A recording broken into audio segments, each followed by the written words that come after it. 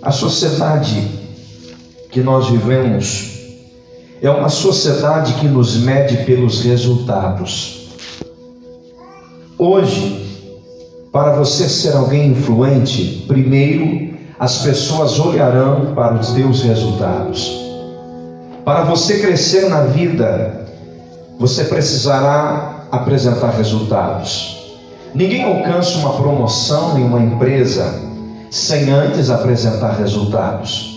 O teu resultado será avaliado para então você alcançar a promoção. Ninguém conquista um diploma sem antes apresentar resultados. O mundo nos mede pelos resultados. No reino de Deus também não é diferente. Jesus, ele nos chamou para gerar resultados. E ele deixa claro quando em João 15,16 ele diz: o negócio é o seguinte, não foi vocês que me escolheram, mas eu escolhi vocês com um objetivo: que vocês gerem resultados, que vocês produzem frutos, que vocês frutifiquem.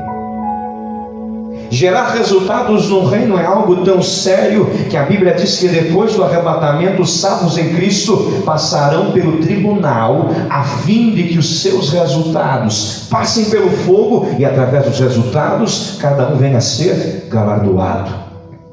Entenda que Deus não se agrada e não investirá em quem não apresenta resultados.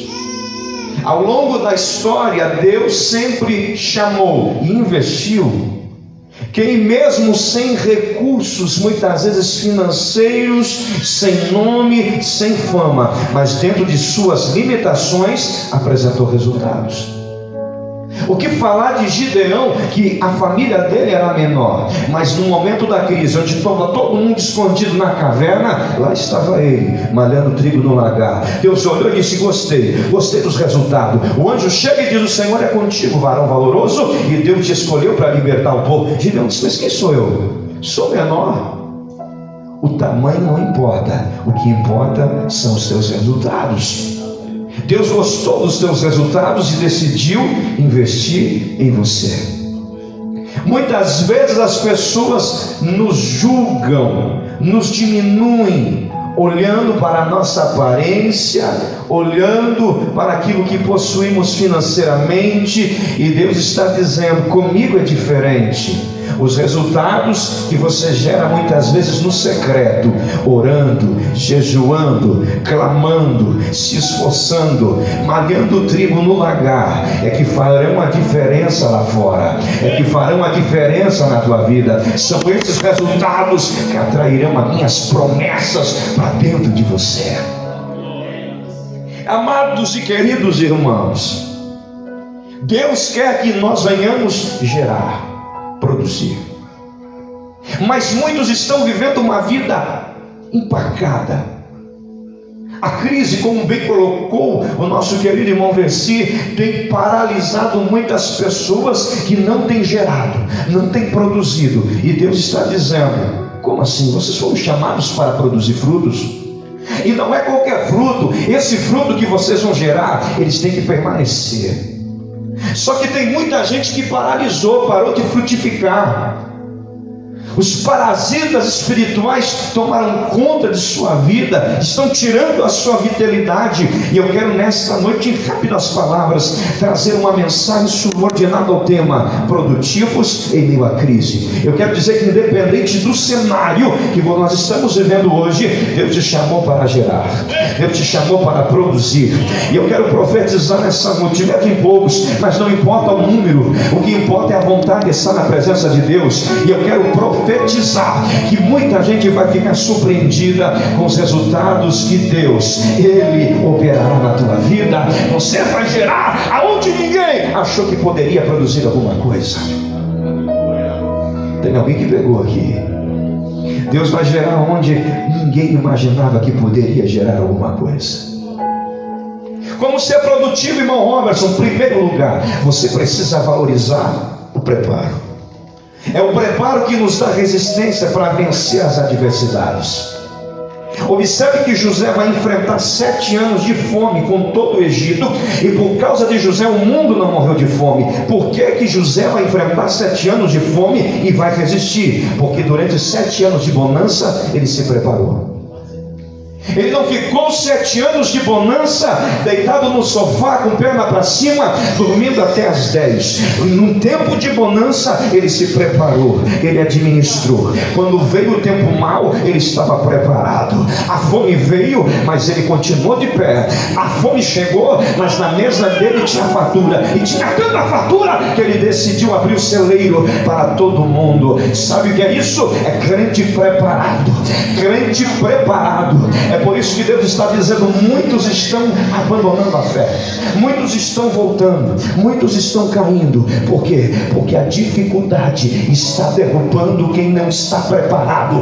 Mas quem está preparado, pode vir o vento, pode vir a tempestade, pode se levantar o inimigo, ele permanecerá firme na presença de Deus.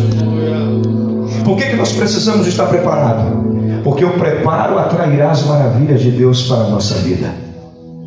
Israel está na frente do Jordão. No capítulo 13, versículo 5 de Josué, a Bíblia diz que o líder Josué olha para Israel e diz: santificai-vos. Por que, Josué? Porque amanhã fará o Senhor maravilha no meio de vós. Quer ver as maravilhas do Senhor acontecerem? Então se prepare.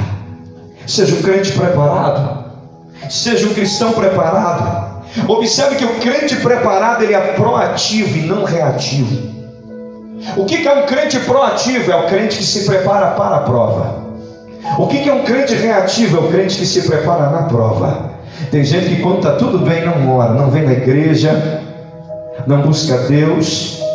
Se está um pouquinho frio ele não vem. Se está muito quente ele não vem. Ele não vem na terça, vou na quinta, chega na quinta, vou deixar para ir no domingo. Chega o domingo, quando vê, passou um mês, ele não apareceu na igreja. E quando a luta vem, o porteiro vai abrir a porta, ele já está ali na frente, é o primeiro a vir. E quando a luta vem, ele pega a agenda, e aonde tiver nome de pastor, de obreiro carregado, ele está ligando pedindo oração. É gente que se prepara na prova. E o crente que é proativo, que se prepara para a prova, é diferente. Ele está lutando, mas você não percebe que ele está lutando. A porta está fechada, mas você não percebe, porque ele está preparado.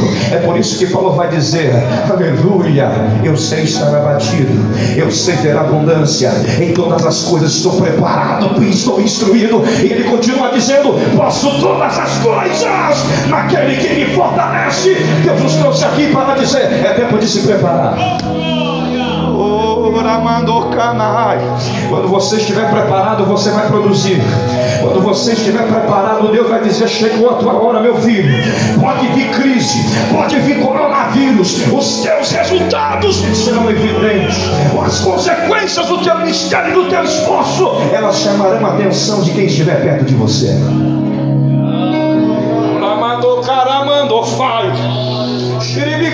Eu estou sentindo a graça de Deus aqui. E Deus está dizendo: te prepara, te prepara, te prepara. Te prepara porque eu tenho para você maior. Te prepara porque é só o começo. Te prepara porque você vai chegar lá. Te prepara porque você vai alcançar. Por que muitas vezes nós não geramos? Porque estamos despreparados. Como sermos produtivos em meio à crise, pregador? Segundo lugar, não despreze o propósito. A falta de propósito é paralisante. Tem muita gente que quando dorme, no outro dia de manhã o celular desperta, o telefone desperta, ele olha e pensa, e não tem coragem de se levantar da cama, não tem vontade de viver a vida, não tem vontade de trabalhar, não tem vontade de estudar, ele não tem vontade de nada, vira para o lado. Ele não enxerga um propósito, algo que o ative, que o impulsione para lutar, para viver. Por quê? Porque ele ainda não conhece o propósito. O propósito de Deus evita o desperdício. Quem conhece o propósito de Deus, ele não desperdiça nem um minuto de sua vida. Você não vê ele reclamando, murmurando. Ao contrário, você vê ele adorando. você vê ele exaltando, porque ele conhece o propósito, ele sabe qual é o propósito, ele sabe que quem chamou ele foi Deus, e ele sabe que o chamado de Deus tem um objetivo, é gerar resultado, é gerar resultado. O crente que conhece o propósito de Deus na sua vida é aquele crente que não se conforma em não produzir. Ele chega diante do pastor e diz: Senhor, precisa de alguma coisa, eu vi que a igreja ali tem um matinho crescendo, quem sabe eu venho no sábado, arranco o matinho, passo um paninho lá. Ele tem um propósito, o propósito dele é ser útil no reino. Você sabe qual é o propósito do Senhor na tua vida? Você sabe qual é o propósito de Deus na sua vida? Observe que foi por causa do propósito que Cristo conquistou para nós a maior vitória lá na cruz. O diabo fez de tudo para tirar ele do propósito. O diabo tentou, o diabo se levantou, o diabo levantou traidores, o diabo fez de tudo, mas nada tirou Jesus do propósito. Ele sofreu, mas continuou no propósito. Aleluia. Ele sofreu agonia no Getsemane, mas continuou no propósito. Ele foi humilhado, foi esbofeteado. Colocaram na sua cabeça uma coroa de espinhos, mas nada o tirou do propósito. Até que chegou o dia que ele bradou lá na cruz: está consumado. Aleluia.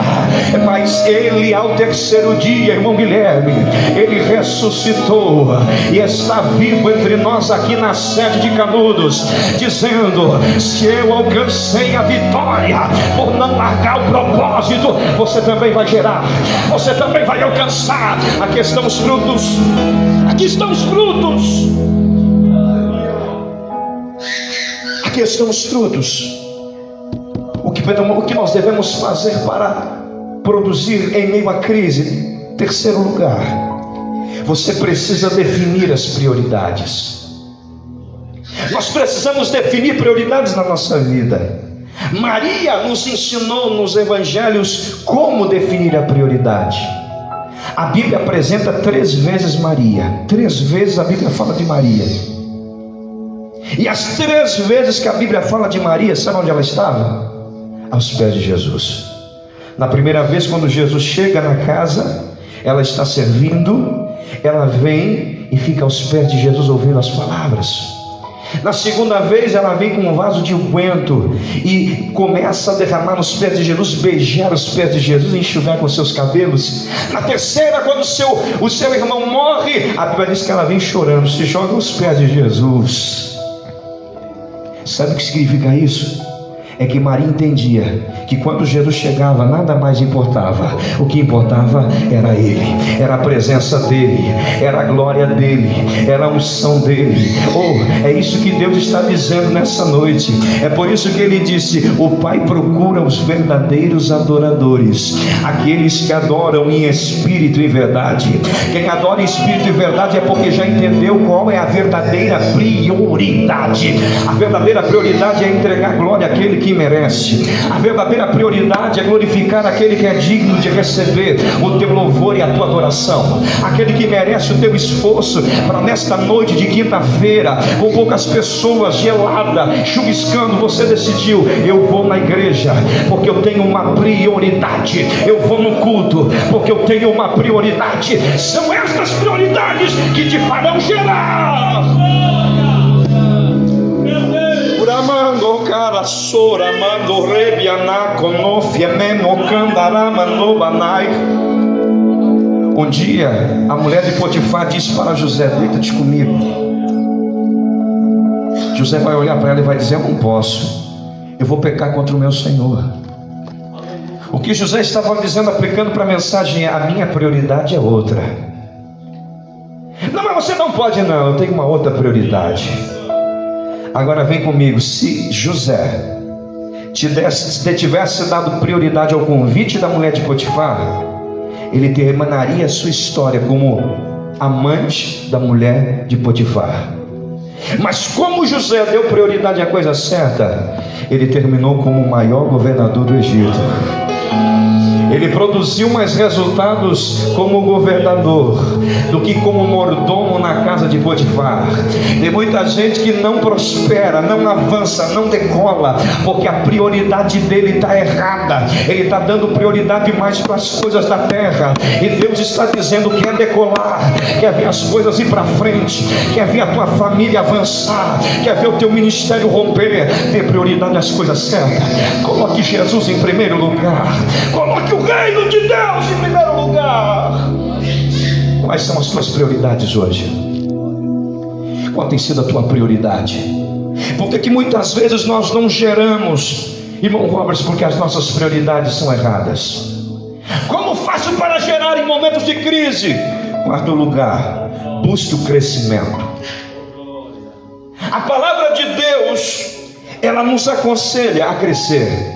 Pedro, em sua segunda epístola, capítulo 13, versículo 18, ele vai dizer: crescei na graça e no conhecimento. A Bíblia te aconselha a crescer. Paulo, em 1 Coríntios capítulo 13, versículo 11, ele mostra que quando você cresce, você é envolvido em novas experiências. Deus te dá novas experiências. Ele vai dizer: quando eu era menino, eu falava como menino, eu sentia como menino, eu discorria como menino, mas agora que sou homem, eu acabei com as coisas de menino. É Paulo dizendo: tem coisas maiores agora, mais profundas para eu experimentar. Por quê? Porque eu cresci, porque eu avancei, porque eu rompi. Deus está dizendo: o que eu tenho para você é muito mais. É muito mais. Tem alguém que está recebendo aqui. O que eu tenho para você é muito mais. O que eu tenho para a tua família é muito mais. Mas como é que eu vou alcançar? Deus quer que você cresça. Deus quer que você cresça. Por que Deus quer que eu cresça, irmão amado? É porque se Deus te dá algo grande e você não tiver estrutura, você sai com algo grande daqui e perde na esquina lá fora. Se você não tiver estrutura, você não vai suportar a pressão, a dificuldade, por causa das bênçãos grandiosas de Deus. Mas quando você cresce, quando você tem estrutura, Deus, Ele te dá mais e você cresce. Deus te dá mais e você cresce. Deus te dá mais e você cresce. Deus eu acho lindo em Lucas, no capítulo de número 2, versículo 52, Jesus crescendo. A Bíblia diz: lá ia o menino crescendo em estatura, crescendo em graça, oh aleluia, para com os homens e para com Deus. Jesus crescia. Ele não se limitava ao crescimento físico, ele crescia emocionalmente, ele crescia intelectualmente, ele crescia espiritualmente. Sabe por que Jesus frutificou? Porque ele entendia a preciosidade e a importância do crescimento. Você vai gerar quando você entender a importância do crescimento. Quinto lugar, como nós vamos gerar na crise? Quando nós passarmos a termos mais compaixão. A Bíblia Sagrada vai dizer que Jesus um dia olhou para o povo e ficou triste. Os discípulos olharam para Jesus: Senhor, por que o Senhor está triste? É porque eu vejo a multidão como ovelhas que não tem pastor. E a Bíblia diz que ele sente uma íntima compaixão daquele povo. Sabe o que Jesus fez? No capítulo 9, versículo 36, ele sente compaixão.